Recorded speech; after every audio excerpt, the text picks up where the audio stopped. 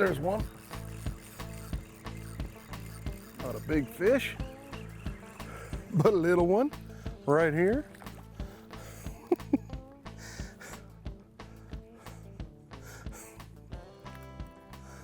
Fished all day for that. Here at Roosevelt Lake. Talk about a tough bite today, folks. I'll tell you what, we have gone around this lake for a while now. It's funny because I talked to my buddy, good old Matt Shura. He's like, good luck. He had like 2 fish yesterday or something. He says the bite is terrible. I says, how? This is the time of year in November, man, they should be really moving, but it's been really hot. When it's really hot, until we get that first good cold snap, man, we don't get them to school up like we like to, you know? So, yeah, we'll play around here a little bit, see if we can get bit. I did. I got him. I got that one. He's just a little guy. He's not even a keeper. At least we're getting bit. Now we'll just pull out a little bit. Maybe we'll get some of these bigger ones. Littler ones are hitting up towards the shoreline. Oh, come on. Look at that fish. I caught him weird, didn't I? Wow, he was just nipping at it. Right under the chin. Right under the chin. Let's pull up another worm here. Get right out here and see if we can catch us another one. He hit it right off the bat. You know, a lot of times you can find yourself in too shallow catching those littler guys. You'll get just chewed up on them little guys. But you can just pull out just a little bit and get some of the bigger ones to go.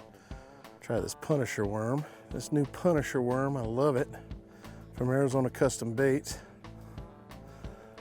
Ooh, oh man, there was a lot of fish right there. I think I missed that opportunity. Streaks there. That's almost spoon fishing. That's good news though. We'll get up in here and see if we can't get bit again. I'm gonna pull out just a little bit farther away from that one spot there. Let's see. Oh, oh. There's one. There's one. Another little guy. Well, we know there's some little ones in there. We know there's some little ones in there. Man, these are the ones that are all the time going alongside here and busting them little tiny shad. And you see them and you're like, ah, you don't pull out your top water on them because you think there's something bigger down below. So you try to get below and you catch those.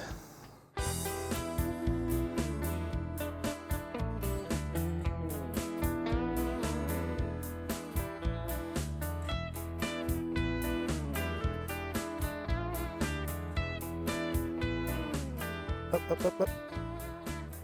Got him. I got that one. Oh, he ain't very big, but he's bigger from the other side. We came to the other side. Look at him. Oh my goodness. I can only get these little guys to go, man. It's like, come on. What's the matter with you guys? Where's Mama? Where's Mama? I gotta put a new worm on. You know, we switched sides. So we were on the other side and we just came around to this side to see if we could get a few more quality bites on this side, because I have been known to do pretty good on this side, but you know, they're all little guys. You know, I downsized that 6 pound. I've been breaking off a little bit too, because I'm getting caught up in all those rocks and stuff, and you got to make sure you got a ton of drop shot weights. We're drop shotting today, obviously. It's been tough. We've tried spinner baiting, and in the morning we tried top water. I mean, everything that should be working isn't. So now we're forced to do what we have to do to get bit.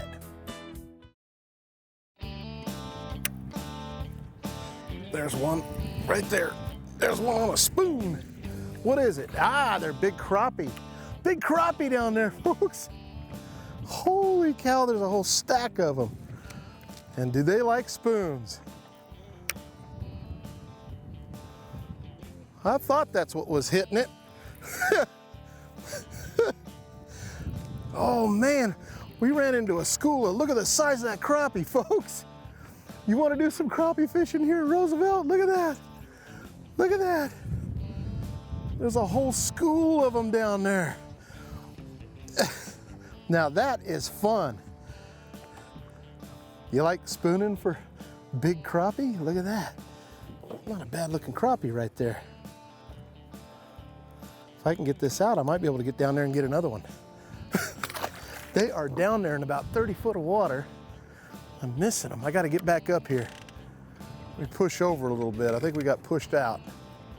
I'm throwing that little ice jig down there on them.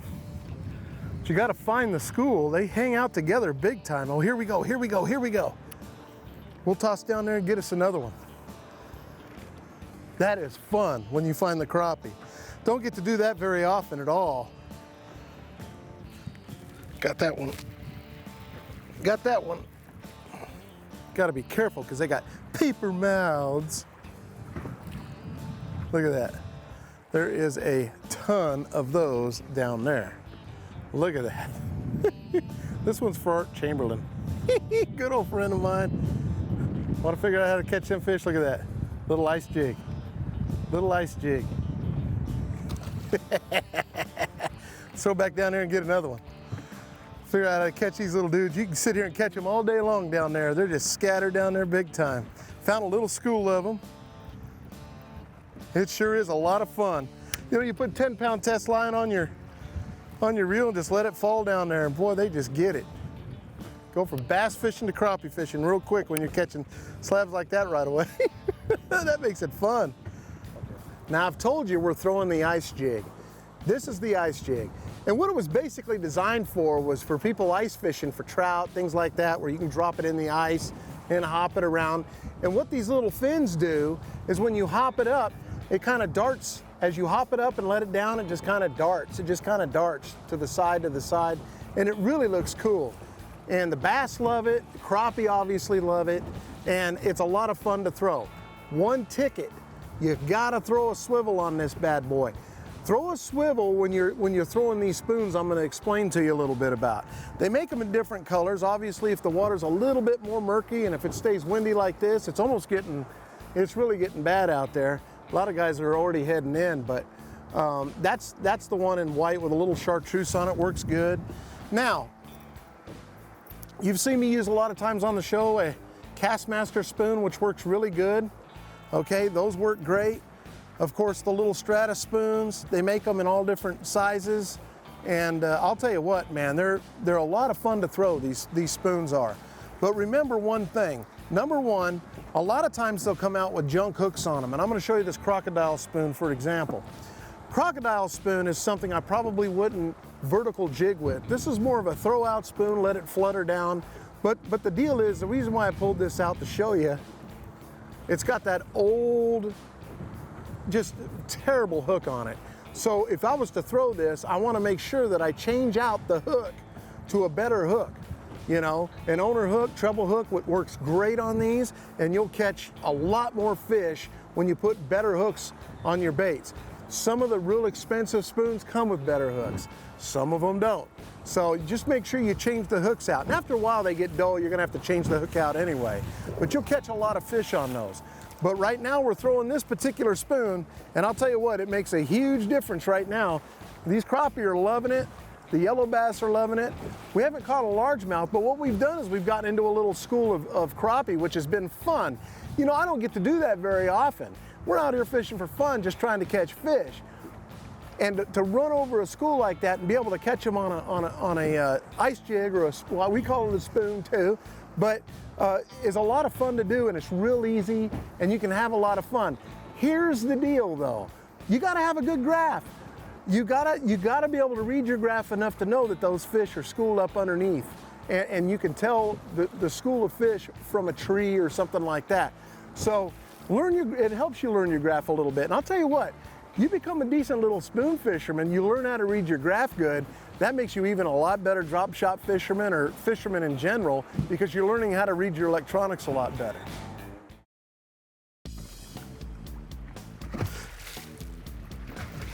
There's one. There's one. That one feels like it could be, well, it's just a good fat one. Look at that. Oh, it's a yellow. Now, that's a yellow. Yellow bass. Look at that. Them little dudes are down there too. crappie and yellow bass. How do you like that? I gotta get my pliers on this one. All right, let me see this. You know what's crazy? Let's get this undone. Look at that fish. That's what's down there, a bunch of yellows and crappie we're seeing down there, but it's still a lot of fun. I mean, we're getting to where we can start spooning a little bit. The wind's blowing hard, and they're stacked down there. But what's really fun is if you have a lot of folks in the boat with you to do this spooning and you come across a bunch of fish down there. Our boat's sitting in 36 foot of water. Everybody can drop down, and a lot of times everybody's catching them. Got that one. Got that one. I had to be a little more aggressive with the pull. Look at there, there's another crappie. We got us another little crappie. I'll tell you what, man, these things are fun. Look at that. Isn't that a beautiful fish? They're fun to catch. Your kids will have a blast catching them. A lot of folks love eating them. And when you find a school like this, I was always told never leave it. My good old buddy Art Chamberlain told me that. Don't leave that school. Oh my goodness. You know, we came out here to bass fish and have a little fun with that, try to figure these fish out. But it's been so bad today that it's a lot of fun when you can come out and do that.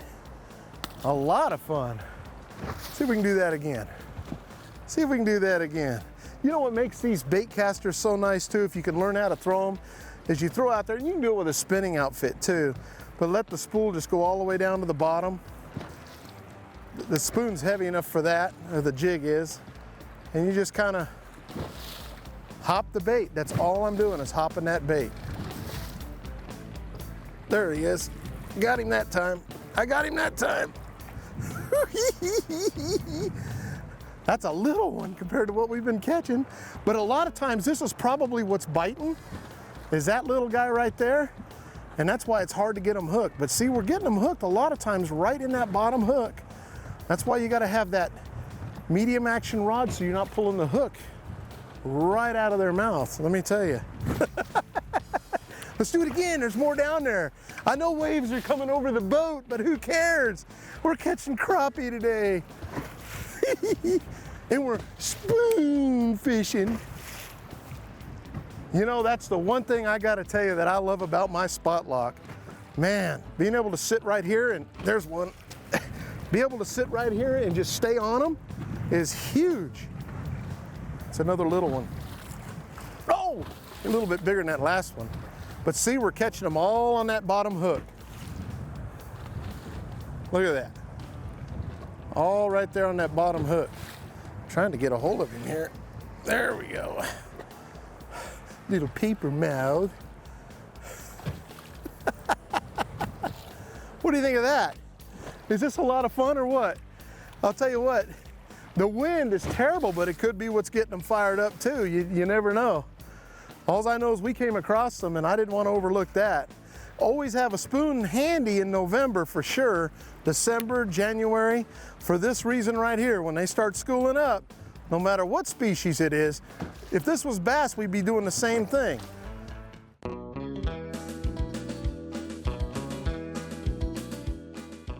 Folks, for my tip of the week, boy, this wind is coming. We're getting waves over the bow, but here's the deal.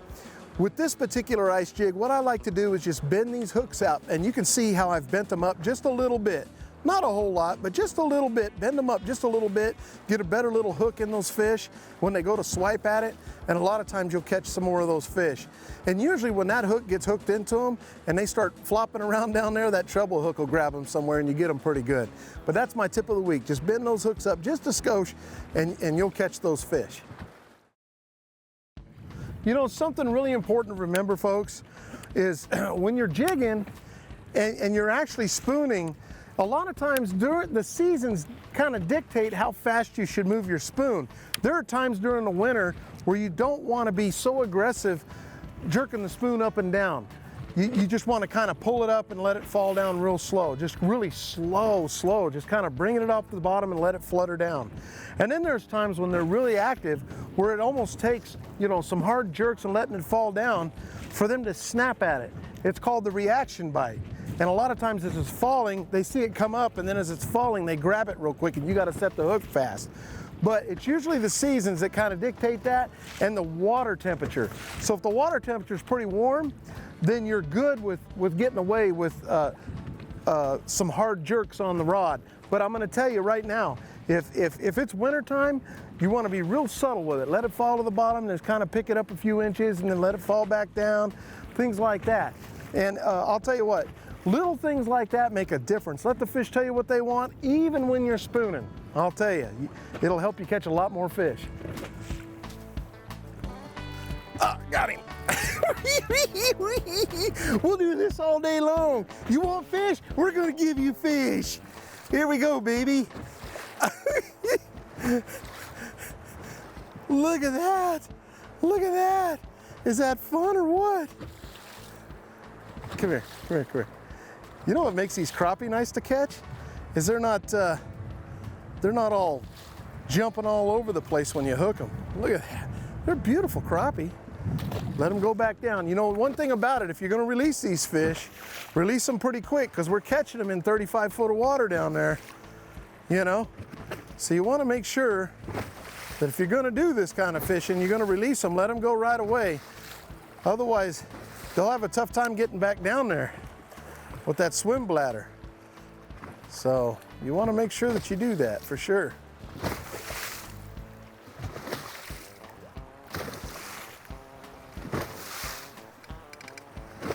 We got to go find the school again. They're around here. What happens, folks, is a lot of times these fish, we're in an area, we're on Windy Hill here, and we're in an area where they just kind of go up and down here a little bit. Something's holding these fish in here, brush piles, things like that. But a lot of times you just wait a little while. I got my trolling motor on spot lock, and they come right back up underneath the boat. So you can either sit there and wait it out, or you can kind of move the trolling motor around a little bit to find them. But once you find them, get dropped down in there. If you've got 2, 3 people out on the boat, you just have them drop straight down and let them start catching fish. You'll have a lot of fun.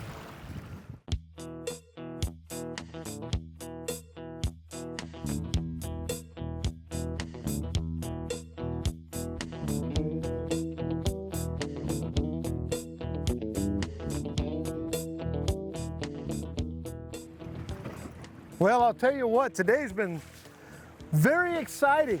And I'll tell you what, you can go from 0 to hero with a spoon or an ice jig. Let me tell you real quick on these lakes this time of year.